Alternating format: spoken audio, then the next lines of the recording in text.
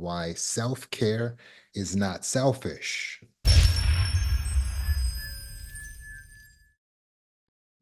And this is a good question because this is something that can be perplexing when we're learning about the concept of self-love or self-care. For me, the whole concept of self-love really rubbed me the wrong way when I first heard about it. And so we're going to be able to address that, especially coming from a Christian background, and I'll address that as well for others who are coming from a Christian background. But I want you to imagine if there were a party where everyone's supposed to bring their pet, right? Now, in order to keep chaos from ensuing, how would you decide who takes care of what pet? Wouldn't it make sense that everyone would take care of their own individual pet? So if you brought the pet, then that's the pet that you should take care of. Wouldn't that be a logical thing to do? Or think about being out with your friends. Maybe you've been out with like 10 people at one time, maybe family or friends or something like that. And the bill's considerably high, it's in the thousands of dollars. And then who should pay for the bill? Well, unless someone has already decided they're covering this entire thing, it would be good if individuals would take care of themselves, right? Especially when you're with your friends. It's like, okay, well, how about each individual takes care of their personal responsibility in this situation? What I'm illustrating here is the importance of self-care and how it is not at all selfish. Is it selfish for you to pay for your own meal? No. Is it selfish for you to care for your own animal? No. In fact, it is actually taking away the burden from someone else. And that's how self-care works as well. But in order to get an understanding of this, we have to understand what selfishness really is. So if you go with the dictionary definition of selfish, it is lacking consideration for others or being chiefly concerned with one's own personal profit or gain. So you have to have that lacking of consideration for others in order for it to be selfish. Lacking. So when you're doing self-care, does that lack consideration for others? No, not necessarily, right? You're just doing the things that are helping you to feel good or to feel better. You're doing the things that are important to make sure you're maintaining the self. But that's important. That's not lacking consideration for anyone else. It doesn't take away from someone else. What's more is that if you don't take care of yourself, then you would eventually become someone else's problem. Just like if you don't take care of your child, what would eventually happen? Your child would become someone else's problem. Either the government would have to come in on a child welfare basis to care for it, or well, we would hate to see that child grow up to become a criminal because you didn't care for it properly, right? But the child is going to become someone's problem. And if you don't care for it, then it becomes a burden to others. So likewise, if you don't care for yourself, you actually become a burden to others. If you, let's say you don't get out there and gain the ability to support yourself financially, then someone else will have to support you. If you don't keep up your mental health, then you will end up going to a hospital and other professionals will have to support you. And by the way, they're taxed because they're already having to take care of people who didn't take care of their own mental health or were put into situations where their parents didn't take care of their mental health growing up. Or what if you don't take care of your physical health? Well, then you're going to end up in a physical hospital, right? A physical health hospital. And again, you're going to be working with professionals, and many of them are taxed because they have to work all the time taking care of people. If you don't take care of yourself, then you will become someone else's responsibility and potentially burden to care for. We have a limited capacity as humans. Some of us have some space to help others, but we only have a little bit, right? We only have a finite amount of ability to jump out there and help other people. So when you make yourself a burden, you allow yourself to fall apart so that you can rest upon someone else. that is actually selfish. It's actually a lacking consideration for others when you don't take care of yourself. Some people say, well, you know what? I just feel so depressed that I'm just going to take myself out of the game and then I won't be a burden on anyone. Wrong, wrong thinking, because you're leaving a body behind and that is going to be a burden on someone. Further, the psychological damage on all of the people who survive you. It is haunting when someone you know, someone who is close to you, someone who could have reached out to you for help, makes a permanent decision to end a temporary problem.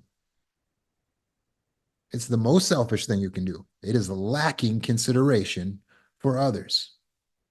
So the only thing we can do if we really want to not be a burden on anyone, we need to get really good at self-care.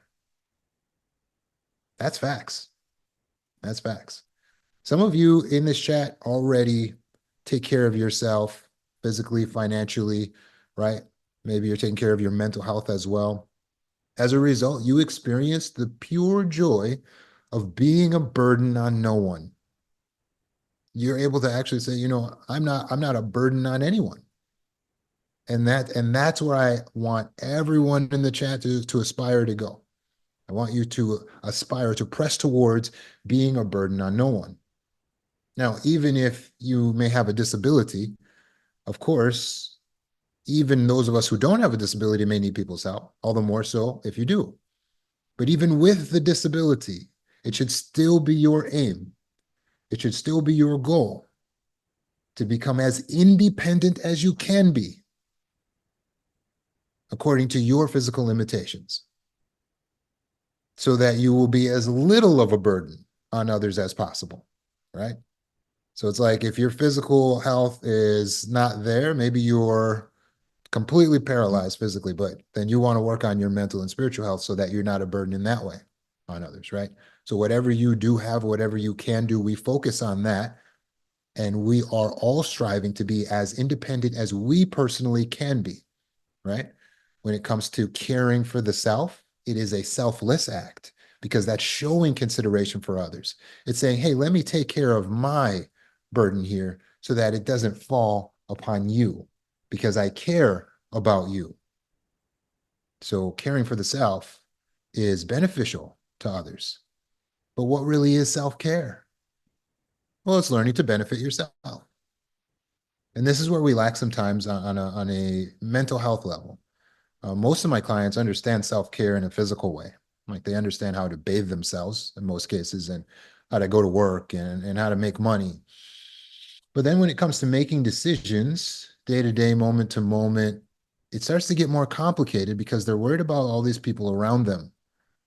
And they start thinking, well, should I give my resources to them? Should I give my time, my energy, my beauty, my body, my talents, my money to these people, my family of origin, the people who are around me, to my boss, to my friends? And they don't know what decision to make because they don't understand self-care. They're thinking that their whole purpose on this earth is to be a giver to everyone else.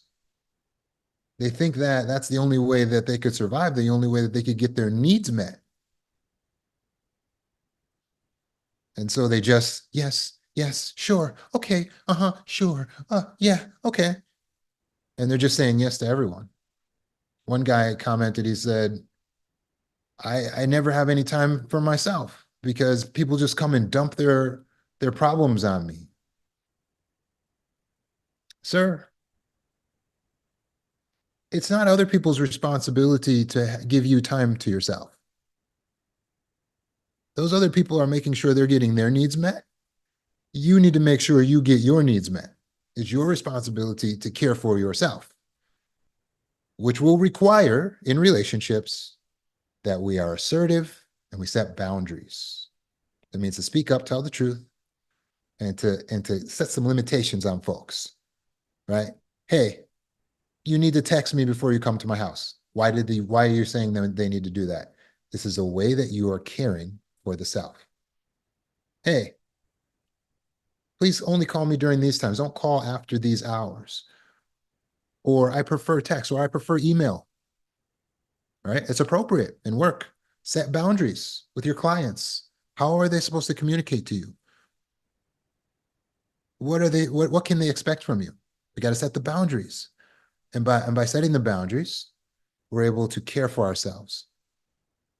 One woman, she was very pretty. She was talking about how men walk up to her and make her uncomfortable. She said one guy came up to her and was like, "What do you do for a living?" And he was trying to flirt, but it was she felt like his question was very invasive. And then she generously said, "Oh, I'm kind of in between right now." And then he's like, "Well, if you could do anything, if I could snap my fingers, what would you want to do?" And she's complaining. She's saying, I don't like his questions. I don't feel comfortable with the way that he's questioning me. But what does she lack? She lacked a little bit of self-care here. She needs to be assertive. And she said, I struggle with boundaries. It's apparent because you're sitting there uncomfortable and you're letting this guy walk all over you, meaning he's walking over your boundaries, but he may not know that you feel that way. In fact, let's assume he does not know. And what have you done to let him know that? You're expecting people to read your mind, to read the way that you feel, to have the social awareness. These expectations are unrealistic. Yeah, it's unrealistic to expect everyone else to be aware and to know what you know and to think how you think. It's your job to be assertive because assertiveness is self-care. Now, if someone comes up to your kid and they're talking to your kid crazy, what would you say? You'd be like, "Excuse me, sir, ma'am. Well, this is my child. Is there something I can help you with? Your questions are not appropriate for this child." That's assertiveness. To be assertive is to tell the truth. So, what the woman must do, what I would advise her to do, is to tell him the truth. What are you actually thinking? You're thinking these questions are uncomfortable. So, tell him that. Say it. Sir, these questions are a bit uncomfortable. Is there a reason you're asking me this? Just like that. Excuse me?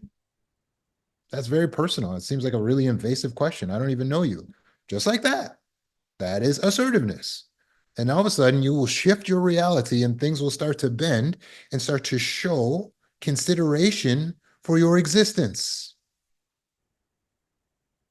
That's the beauty of being assertive. And yes, you can be assertive in a polite way a lot of times. You don't have to lose your sense of kindness or decency. Sometimes you do got to speak up though. You got to raise your voice a little bit and let people know. But in most everyday situations, you can be assertive and be very calm about it. So how do we prioritize this self-care thing? Because there are other people that might be relying on us. What do they tell you on an airplane when they're doing the demonstration? They say the oxygen mask drops down. I use this illustration a lot, so you know. Oxygen mask drops down. Who are you supposed to put the oxygen mask on first? You or your child?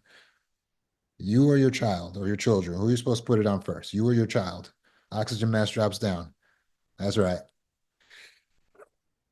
Got to put it on yourself first. But isn't that selfish? It's the opposite of selfish. It's intelligent. Watch. Here, I'm trying to put the mask on this child who's over here panicking and I can't breathe. And then what happens? I pass out. Child barely has the mask on properly. I got two more kids down the line. Now they're all doomed and I'm doomed. And probably this kid didn't make it. You see the problem here? Let's organize this. Prioritize self-care first. Okay, hold on. Let me get myself up. Bam. I'm good. Next. Bam, going down the line. Now I got time. I got stamina. Why? Because I cared for myself first. This is how it works in life. That's why I use the illustration. It doesn't mean we don't care about the other people. It doesn't mean you don't care for your children. It's the self-care that allows you to care for your children. It's the self-care that makes you a good mom. Truth be told, good moms aren't the ones who lose themselves in the relationship with the kids. That's not what makes you a good mom. I know that's natural. I know that it feels like you just have to lose yourself to the child. And a lot of sacrifices have to be made when the child is an infant, but gradually there needs to be a restoration of self as you become more and more independent and individualized from the child. The child becomes more and more gradually independent and individualized from you. That is how the raising of the child is supposed to actually go. They're becoming increasingly independent, not staying in some sort of codependent relationship. And so that means that you are able to get back to your equilibrium of caring for yourself. The child does not stay an infant forever. But mothers who stay in that mode of like, this is me, this is just my identity, I am just a mom, they can lose that sense of self-care. But mothers who prioritize self-care, the children go, where's mom? Oh, she's doing her self-care thing. Oh, what's that? What's that all about? I want to know about this. I want to. And the children actually develop a respect for you and healthy craving for you. But the mom who's always just, my life is just you guys. It's just you guys. How do the children feel toward that kind of mom? Oh, mom, I know. Leave me alone. Oh, mom. Become spiteful, disrespectful. They take you for granted. Why? Because you're not even taking care of yourself. You're teaching them how to treat you. Why should they care about you? You don't care about them. I mean, you don't care for you, so why should they care for you? So caring for yourself is not selfish. It's actually considerate. It helps us to be able to care for others more, and it helps others to not have the burden of having to care for us. So how do we stay from being selfish? We have to maintain our simultaneous consideration for others, empathy, seeing the other person. So you can care for yourself, but as long as you maintain your consideration for others, you have not become selfish. Does that make sense? So how do you split a cake? Here's your test. You get a piece of cake and you got you and one other friend. You got the knife. It's in your hands. How do you split the cake? Do you give your friend the bigger piece and you the smaller piece? Or do you give yourself the bigger piece and them the smaller piece because you're prioritizing self-care, right? Ah, how am I supposed to do this? Well, if we give ourselves the bigger piece, then it could lack consideration for the other person. So that would be an example of selfishness. If we give ourselves the bigger piece, we give them the smaller piece. In that case, perhaps we are lacking consideration for others. But if we do the inverse, we still have a problem. Because if you give yourself the smallest piece and you give them the bigger piece, in the case where you did really want this cake, you are not actually advocating for your own needs in this case. So it would not necessarily be the right decision to give yourself the smallest piece. Now, some of us were raised that way to think, hey, if I give myself the smallest piece, then I'm always being virtuous and then it's all going to just come back to me. Actually, your primary responsibility is to care for yourself. Now, we're talking about cake, so a lot of us have an aversion to that, but I'm using it as an illustration. Don't focus on the food choice. Understand that this is a metaphor for life. It is not always virtuous to cut yourself the smallest. It's not always virtuous. You need to make sure that you are first caring for yourself. What if we're talking about needs? Maybe not cakes, but it's the beans and the rice. It's the staple. You need to make sure you're apportioning a proper amount for yourself. So a balanced approach is making sure that you're taking care of yourself and maybe splitting it is equal between you and the other person, right? And isn't that how we're supposed to love people, as equal to the way we love ourselves?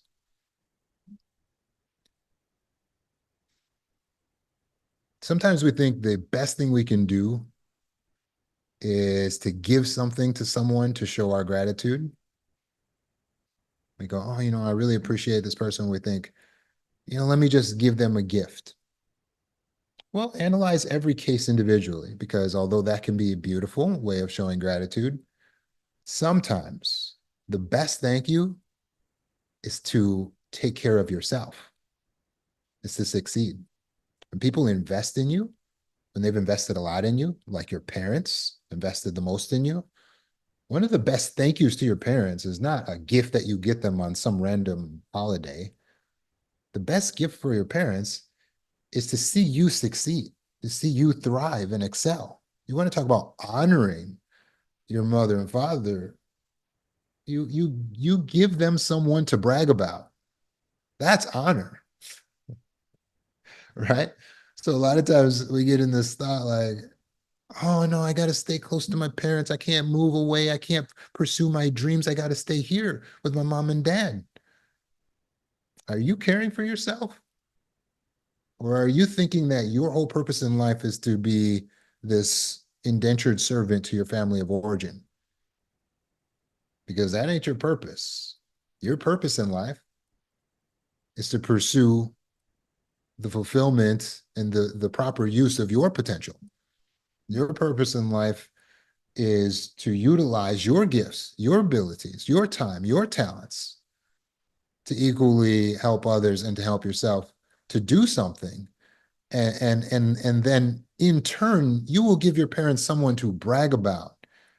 Because in some cases, it's actually better for them to be able to say, well, my son's in Australia somewhere, but I'm so proud of what he's doing, rather than, oh, yeah, he lives at home and he's helpful. He goes and does grocery shopping for us. Don't get caught. Don't get caught in the provincial way of thinking. You have an amazing opportunity with your life. Pursue fulfillment. Pursue fulfillment. Pursue happiness. But that's your job. It's not someone else's job to make you happy. Getting married, don't say, oh, now I have a wife, she's gonna make me happy. Wrong. My husband should be making me happy. Wrong. It's not someone else's job to make you happy. It's your job. It's your job to learn to be happy, to be content, to make yourself happy, to pursue the things that are important to you. So make sure that you're really caring for yourself in all ways, in terms of building your own legacy, building your own purpose, advocating for yourself, speaking up to yourself for yourself, and so on. And that's how we prioritize self-care without being selfish, because we're not lacking consideration for others. Now, some people I know were raised as Christian, so they have specific questions about this that might go a tad deeper. And so I'm going to speak to that audience specifically right now, because in Christianity, if you're really deep into it, you may have learned that you are supposed to be self-sacrificing. And so when you hear this concept of, oh, I got to love myself and I got to care for myself, it can kind of create a dissonance in your brain where it's like, well, wait a second, how am I supposed to be self-sacrificing, but also care for myself and be cutting an equal slice? I thought I'm supposed to always take the less and give the other person the more. And so let's take a look at that. And I'm going to go deeper for those people who have those types of questions, right? So the biblical principle, mainly where we get this concept of self-sacrifice, comes from the principal figure of Christianity, which is Jesus.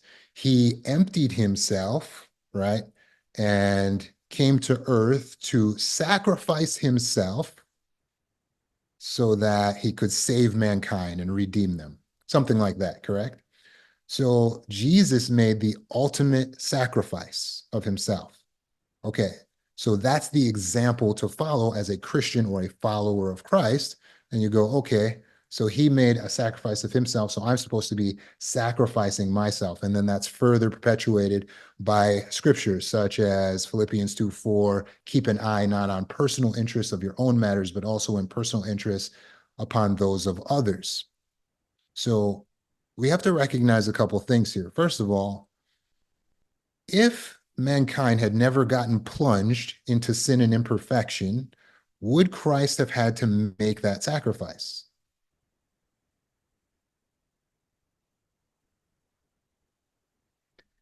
The answer is no.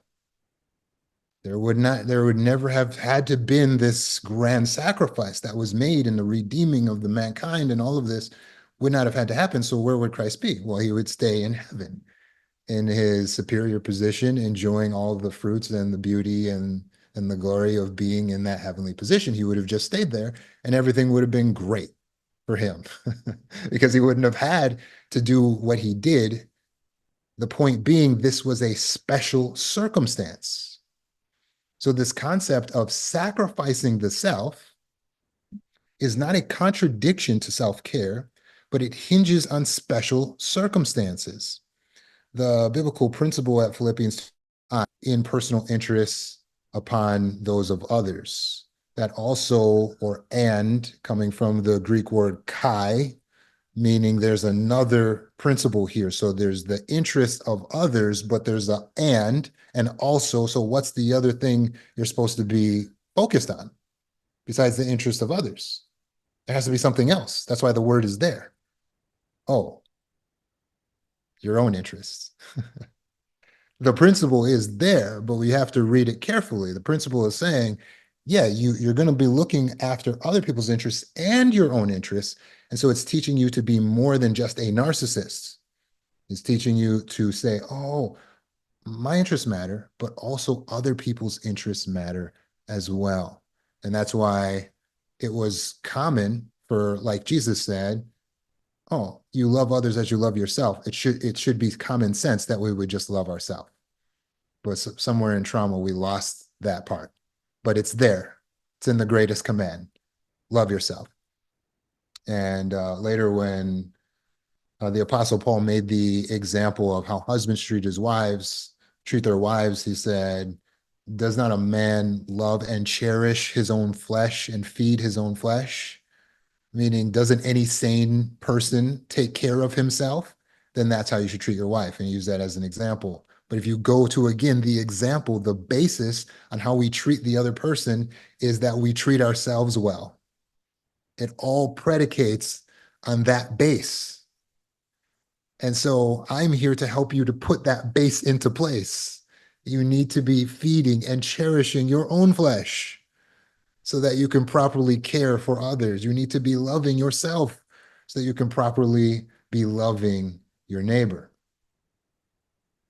Does that mean we should never sacrifice ourselves? Well, Christians follow Christ. Christ said, pick up your stake and follow me, or pick up your cross, as some translations say, and follow me. So what does that mean? Well, you got to be ready for some sacrifice. There's going to be sacrifice involved in following him. What is the sacrifice that's involved? Well, you're no longer just basing your purpose that you're choosing, your goals, on ego. Oh, I just want to be in this biggest, greatest position for myself and get the accolades of all the people. No, now you have a spiritual basis for the goals and purpose that you are still choosing, just as he did, and you're stepping up to the plate so that you can minister to others. But it doesn't mean we lose ourselves. It's not to be taken to an extreme, because we have to care for ourselves. Because if we're really following Christ, then we're following the example that he set, which involves what? Well, didn't the disciples say that they recognized the way he ate, meaning they ate with him regularly, and maybe the way he ate was very slow and deliberate?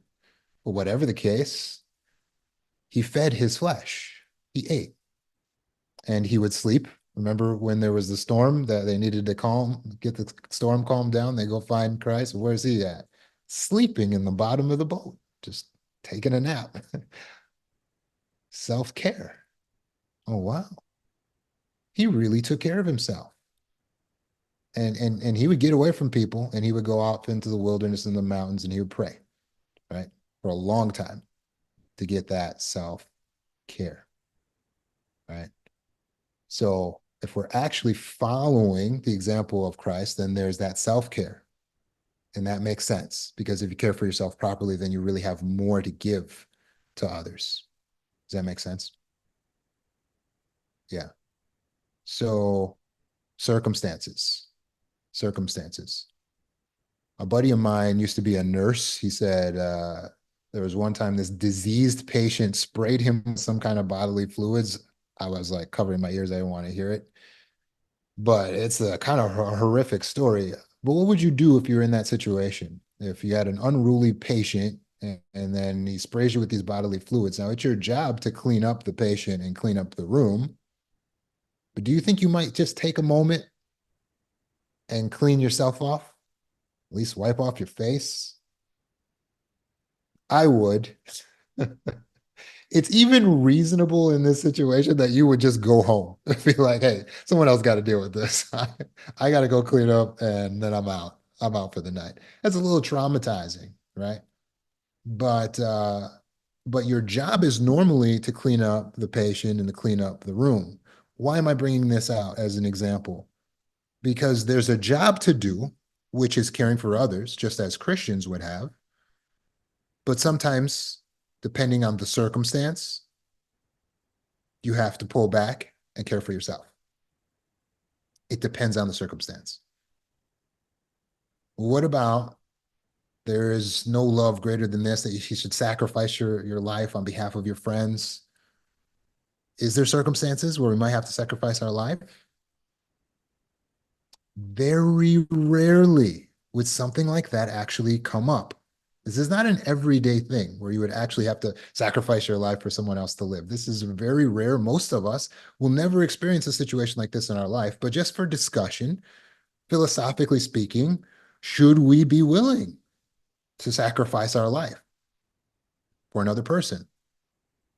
Well, you think about a strong man, he sees a child standing in the middle of the road, car coming, right? So we got this proverbial situation. We got the car coming, it's going to hit the child. The man thinks quick and he runs out to save the child. Now, in this scenario, does he have disregard for his life because he is sacrificing or risking his own life to save the child? Well, no, hopefully he would try to save the child in a way that would also save himself too. So we're hoping he grabs that child and rolls both of them out of the way. If for some reason he dies in saving the child, it wouldn't be because he didn't care about his life. It wouldn't be because he disregarded his life.